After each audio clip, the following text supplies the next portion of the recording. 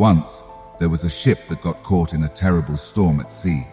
Sadly, the ship was destroyed, and all the passengers except one man drowned. Somehow, this man survived and washed up on a deserted island.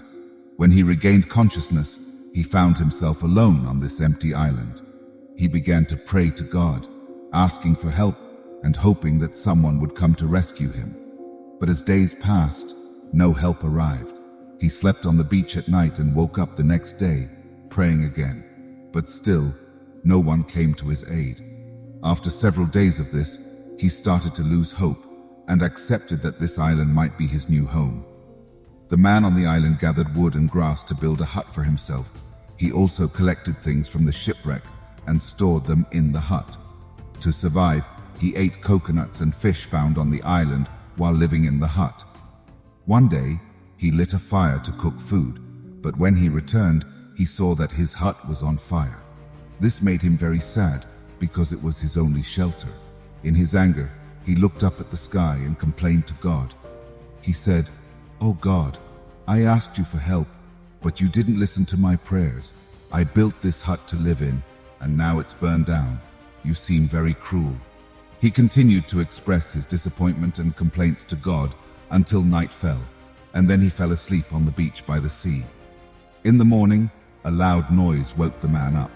When he opened his eyes, he was amazed to see a ship had arrived near the island. He couldn't believe it and felt very happy because he thought help had finally come. He quickly got on the ship, and the ship started sailing away from the island. On the ship, the man asked the captain how they knew he was stranded on the deserted island. The captain replied, "We saw a signal from you that came from the island.